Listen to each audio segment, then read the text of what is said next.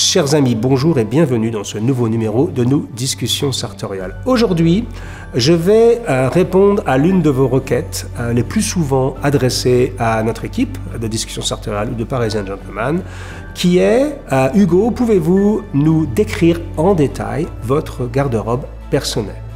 Ceux qui livrent Parisian Gentleman depuis un moment savent que je me suis déjà livré à cet exercice 2 fois, en 2014 et en 2016 je crois, consistant à regarder toute ma garde-robe, pièce par pièce, et à essayer de décrypter pourquoi j'avais choisi ce costume avant tel autre. Donc, il ne s'agit pas ici de vous présenter ce que je considère comme la garde-robe idéale, puisque vous savez que ce concept de garde-robe idéale n'existe pas. La garde-robe idéale, c'est la garde-robe qui vous convient. Ceci étant, je pense avoir gagné pendant presque 12 ans, parce que j'ai commencé à construire cette garde-robe en 2007, et nous sommes aujourd'hui en 2019, donc au cours de ces 12 dernières années, donc 10 ans de Parisian Gentleman, je pense avoir gagné une certaine maturité dans le sujet, et que le fait de vous décrire ma garde-robe étape après étape pourra vous être utile dans l'entreprise assez complexe consistant à construire la vôtre. Donc, encore une fois, je n'ai aucunement la prétention de vous présenter une garde-robe idéale, mais plutôt de partager avec vous une histoire. Parce que sincèrement, construire une garde-robe en grande mesure, et c'est la même chose d'ailleurs en prêt-à-porter ou en sur-mesure, c'est une aventure, surtout quand vous êtes passionné par le sujet. En ce qui me concerne, mon aventure sartoriale a commencé, je me souviens très bien, nous étions en 2007. Et en 2007, j'avais comme, j'ai déjà eu l'occasion de le partager avec vous, j'avais comme tout un chacun une garde-robe relativement fournie avec 5 ou 6 costumes, tous en prêt-à-porter et tous achetés auprès de grandes marques dans les grands magasins parisiens. Alors j'avais du Kenzo, j'avais du Yves Saint Laurent, j'avais du Giorgio Armani, des choses qui étaient plutôt belles mais qui se sont avérées très vite complètement dépassées, non pas d'un point de vue stylistique, mais plus d'un point de vue de qualité. Je m'explique en 2 mots.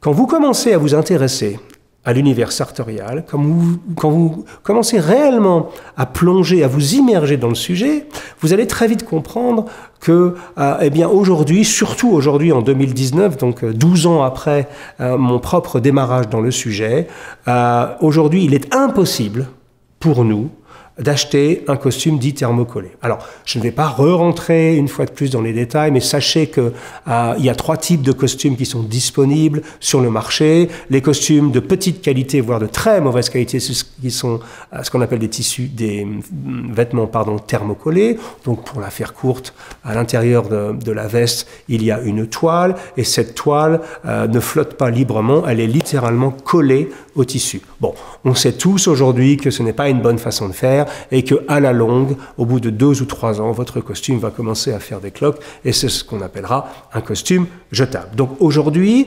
je vous recommande, non pas je vous recommande, je vous ordonne, si je puis me permettre, de ne faire l'acquisition que de costumes dits semi-entoilés, donc avec une toile à l'intérieur jusque sur toute la partie de la poitrine qui est montée dite en livre, c'est-à-dire qui vit à l'intérieur du costume, ou encore mieux, intégralement entoilé, c'est-à-dire que l'intégralité de votre costume est montée sur une toile libre qui vit et qui va petit à petit prendre la forme de votre corps et donc avoir une durée de vie incomparable par rapport à un costume thermocollé. Donc ça, c'est la première chose. À cette époque-là, donc, je me suis donc livré comme tous les gens qui embrassent cette démarche sartoriale à un petit scanner.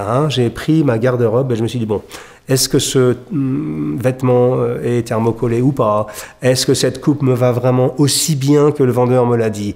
Et finalement, j'ai fait la douloureuse expérience, comme toutes les personnes qui embrassent ce chemin l'ont fait, de nettoyer ma garde-robe. Je n'ai conservé sur le 6 ou 7 costumes que j'avais qu'un seul costume, qui était un Francesco Smalto que j'avais acheté, je crois, en 2006 à la boutique rue François 1er, qui était un très beau prêt-à-porter, un simple 2 boutons avec le fameux cran parisien de Francesco Smalto, bleu, un costume droit, tout simple, semi-entoilé, et qui a survécu au grand nettoyage que j'ai fait à l'époque dans ma garde-robe. Donc je décide d'aller directement droit au but et de me rendre dans ce qui était déjà considéré à l'époque comme l'une des institutions de la grande mesure à Paris et qui reste pour moi de plus en plus d'ailleurs l'une des plus grandes maisons tailleur au monde. Je veux parler évidemment de la maison Cifonelli à Paris qui est animée et dirigée aujourd'hui par les deux cousins Lorenzo et Massimo Cifonelli. Donc nous sommes en 2007, fin 2007, et je pousse la porte de Cifonelli et je me retrouve face à face avec Lorenzo Cifonelli. Et à ce moment-là, je n'ai que peu d'expérience sur le bespoke et sur la grande mesure. Oui, j'ai lu quelques magazines sur le sujet, j'ai commencé à fouiller quelques forums sur le sujet, mais je suis quand même un peu impressionné d'entrer dans ce lieu. Lorenzo, qui est un garçon charmant, très accueillant, plutôt timide, assez réservé, me dit « Bonjour monsieur, que puis-je faire pour vous ?» Je dis « Éventuellement, vous pourriez me faire un costume, puisque j'ai beaucoup lu à votre sujet, et j'aimerais démarrer ma démarche sartoriale avec un costume de chez vous. » Et il me dit « Très bien, qu'est-ce que vous avez en tête ?» Et moi, j'étais complètement submergé. Quand j'ai regardé autour de moi, il y avait des centaines et des centaines de rouleaux de tissus, et je lui pose la question un peu stupide en lui disant « Mais quel type de tissu ou combien de tissus sont disponibles dans votre échoppe ?» Et il me répond, sans sourciller, je pense, entre 10 et 12 000, notamment dans ce qu'on appelle les bunches, vous savez, les liasses où vous pouvez regarder les morceaux de tissu. Alors, quand on vous dit 10 000 tissus disponibles, ça peut être un peu impressionnant. Vous imaginez rentrer dans un lieu où vous voulez acheter un téléphone et la personne vous dit « Oh, bah, on a 12 000 modèles disponibles », c'est extrêmement compliqué. Donc, c'est là où le rôle du tailleur est très important. Et Lorenzo Cifonelli m'a demandé combien de costumes en grande mesure je possédais. Donc, évidemment, c'est le chiffre, la réponse était simple, c'était 0. Donc, je souhaitais quelque chose que je puisse utiliser aussi bien dans un registre business que dans un registre plus formel pour aller à un dîner, pour aller à une soirée. Et donc, il m'invita à considérer donc commencer par un costume gris, de boutons, gris charcoal, donc gris foncé, moyen foncé, pas gris anthracite, un peu plus foncé, comme vous pouvez le voir sur ces images. Et ce costume, donc, il a été conçu en 2007, je l'ai livré en 2008, et c'était, à l'époque, j'avais opté pour un tissu drapeur Super 110. À l'époque, nous étions moins obsédés par les supernombres. Donc, Super 110, à l'époque, était la norme dans le tissu de luxe. Et ce costume, je crois que j'ai fait 2 épisodes ou 3 épisodes de discussion sartoriale avec, comme vous pouvez le voir. Et c'est un costume que je porte encore de manière extrêmement courante. Donc, pour ceux qui pensent que la grande mesure coûte beaucoup d'argent. Bon, évidemment, ça coûte, je me souviens, à l'époque, c'était 3 800 €. Ça a presque pas doublé, mais c'est 80% plus cher aujourd'hui. Mais 3 800 € pour un costume que je porte encore de façon régulière aujourd'hui, c'est-à-dire presque 12 ans après, vous voyez que l'investissement bespoke peut être un investissement conséquent au début, mais qu'au final, vous vous y retrouvez. Donc ça, nous sommes en 2008. J'ai à ce moment-là donc mon costume bleu Francesco Smalto qui est en train de vivre ses derniers moments, mais qui est toujours assez fidèle, et mon costume Cifonelli gris que je porte le plus souvent possible, en prenant bien soin tout de même de ne jamais le porter 2 jours de suite, qui est une des règles de base si vous voulez avoir des costumes qui durent. Pour mon deuxième costume, ma première impulsion, c'était d'aller vers le même costume en bleu. Parce qu'il me semblait qu'entre gris et bleu, on couvrait déjà pas mal de situations de la vie. Et donc j'ai gardé cette idée en tête jusqu'au moment où j'ai rencontré Massimo Cifonelli, donc le cousin de Lorenzo, qui m'a tout de suite incité à essayer le costume croisé. Alors, pour moi, à l'époque, le costume croisé, c'était le costume de papa, ou c'était le costume du banquier, c'était le costume, vous savez, l'image qu'on a dans les années 80 de ce banquier avec un peu de ventre, qui fait des déjeuners pantagruéliques avec ses clients, qui a du mal un peu à fermer son costume croisé. Bref, dans ma tête, j'avais une image un tout petit peu vieillotte du costume croisé. Et c'est là où Massimo Cifonelli m'a beaucoup aidé sur le sujet en m'expliquant que ce que je décrivais était vrai si le costume était mal taillé, mais qu'au contraire, un costume croisé bien taillé dans les règles de l'art, à vos mesures, par un tailleur expérimenté, ça devient au contraire quelque chose d'extrêmement impressionnant. Personnellement, et comme vous le savez, si vous nous suivez depuis un certain temps, j'ai développé une réelle passion pour le costume croisé. Je pense avoir été l'un des plus grands promoteurs du costume croisé au monde, dans le monde sartorial. Et je crois aujourd'hui que, j'ai pas fait le compte exact, mais sur 27 costumes que je possède en grande mesure, je crois que 60% sont des costumes ou des vestes croisées. Donc c'est vous dire à quel point j'adore cette figure de style. J'y ai même consacré un numéro des discussions sartoriales récemment. Alors, pour ce premier costume croisé, j'ai décidé donc de faire ce qu'on appelle un 6-on-2, donc un 6 boutons avec 2 boutons actifs, donc c'est la formule la plus classique. Et j'ai choisi, sur les conseils de Massimo Cifonelli, d'aller vers un tissu, ce qu'on appelle Midnight Blue, bleu nuit. C'est-à-dire un costume qui est bleu mais extrêmement foncé. Pourquoi? Parce que ce Midnight Blue, donc ce bleu très foncé, amène tout de suite une touche plus formelle. Donc c'était un costume qui me permettait d'aller plus vers des tenues de soirée, en étant plus élégant qu'avec mon premier costume gris, et qui pouvait malgré tout aussi être utilisé dans un cadre business assez formel. Pas dans un rendez-vous de travail normal, mais lors d'une signature de contrat, par exemple, quelque chose un peu plus, qui demandait un petit peu plus de charisme, j'allais dire. Ce costume m'a été très utile. Je l'ai porté je sais pas, des centaines de fois. Je me souviens l'avoir porté même à des soirées extrêmement huppées. Par exemple, la dédicace de mon livre de Parisian Gentleman, où j'ai dû donner une conférence devant 500 ou 600 personnes en Roumanie, à Bucarest, dans un palais littéralement. Je l'ai utilisé de maintes et maintes reprises dans des soirées. Bref, c'est un costume qui s'est avéré extrêmement polyvalent et que je porte d'ailleurs encore aujourd'hui. La seule différence, c'est qu'à l'époque, j'avais assez peu d'expérience et j'ai commis l'erreur de ne pas faire 2 paires de pantalons. Et comme le pantalon n'a pas survécu à presque 11 années d'utilisation intensive, vous savez que les fabricants de tissus ne suivent pas forcément leur tissu pendant une décennie. Et donc malheureusement, nous n'avons pas été capables avec Lorenzo de trouver l'exacte tonalité, l'exacte couleur de bleu. Donc j'ai transformé, comme vous pouvez le voir à l'image, ce costume en un blazer, et je lui ai donné littéralement une seconde vie juste en changeant les boutons et en faisant un tout petit peu de réflexion au niveau de la doublure. Donc c'est une deuxième vie pour ce croisé que j'ai acheté en 2009. Pour mon troisième costume, nous arrivons maintenant au troisième costume, alors à ce moment-là, je décide, peut-être de manière un peu arrogante ou un peu précipitée, l'histoire nous le dira plus tard, mais je décide d'aller directement à ce que je veux. C'est-à-dire en gros, et j'ai peut-être commis une petite erreur à ce moment-là, si c'était à refaire, je le ferais, ce costume, mais un tout petit peu plus tard dans ma garde-robe. Ceci étant, donc j'étais un peu impétueux à l'époque, et en 2010, donc je décide de faire un 3 pièces, en pied de poule, mais un 3 pièces avec simplement donc une veste, un bouton avec peut-être les revers les plus, les plus massifs de toute ma garde-robe. Je décide de faire donc un costume, une pièce avec des revers en pique extrêmement imposants et surtout à l'intérieur un gilet croisé. Donc directement une déclaration de style. Là, ce n'est pas un costume que vous portez avec n'importe qui, dans n'importe quelle occasion. C'est un costume qui est clairement une déclaration de style. Nous sommes en 2010, donc vous savez, je suis encore nouveau, j'ai 3 ans d'expérience derrière moi, et évidemment, quand je porte ce tissu dans la rue, tout le monde se retourne.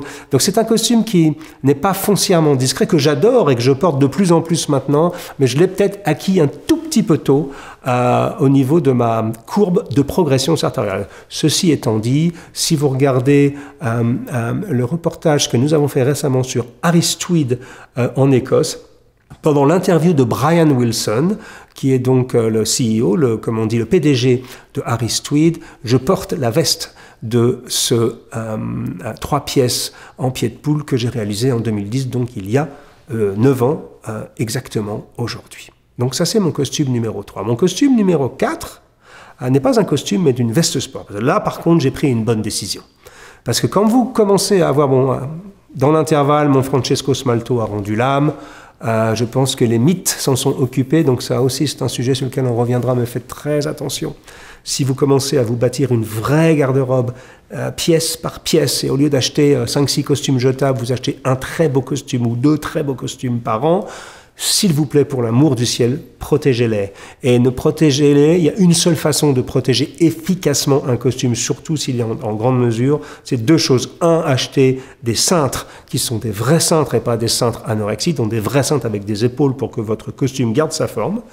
Et deuxièmement, gardez-le dans votre garde-robe, dans un sac à costume, zippé.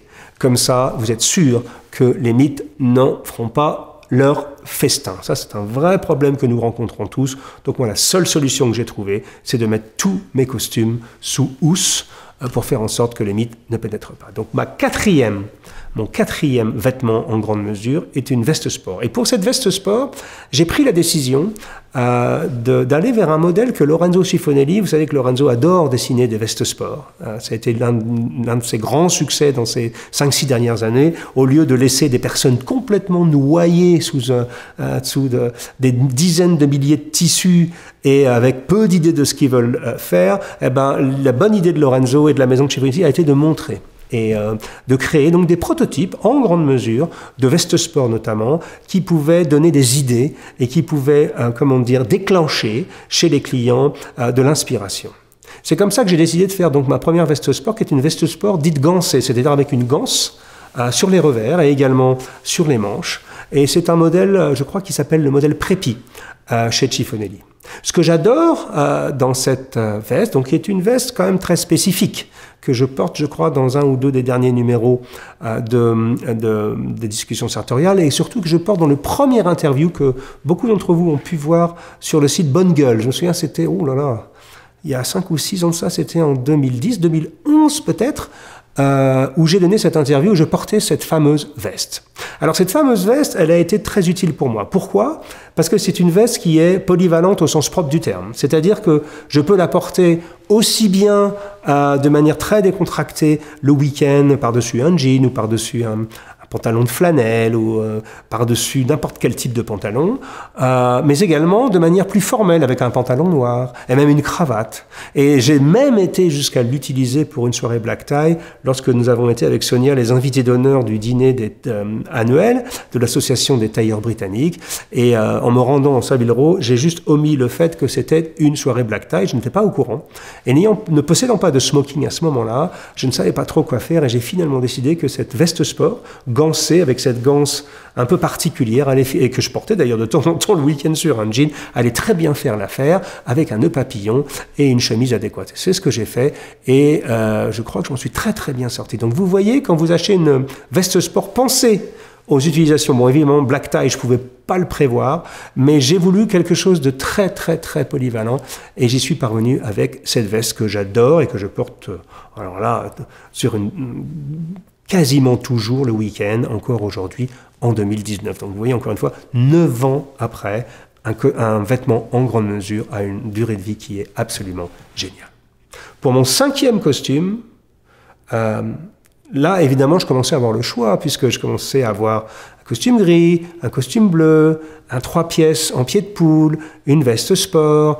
Donc, ce que j'ai décidé, c'est de me laisser aller un tout petit peu, là, du coup, à mes goûts personnels, en oubliant les occasions de la vie, mais j'avais un souci à ce moment-là. C'était que je ne possédais aucun costume pouvant être porté sous des températures chaudes. Autrement dit, je ne possédais que des costumes qui pouvaient être portés en grande partie, on va dire, entre le mois d'octobre-novembre et le mois d'avril-mai. Mais je n'avais rien pour la période estivale. Et donc c'est pour ça que j'ai décidé, à l'époque, j'avais un choix. Soit je faisais directement un costume d'été, c'est-à-dire un costume pouvant être porté sous de fortes chaleurs, soit j'allais vers quelque chose plus, ce qu'on appelle faussement 4 saisons. Et donc j'ai décidé de prendre cette option. Et donc j'ai réalisé encore un croisé, puisque j'ai développé une passion qui allait devenir dévorante par la suite pour les costumes croisés. Encore un 6 on 2, donc 6 boutons apparents, dont 2 qui sont fonctionnels, très classique, mais avec un motif Prince de Galles.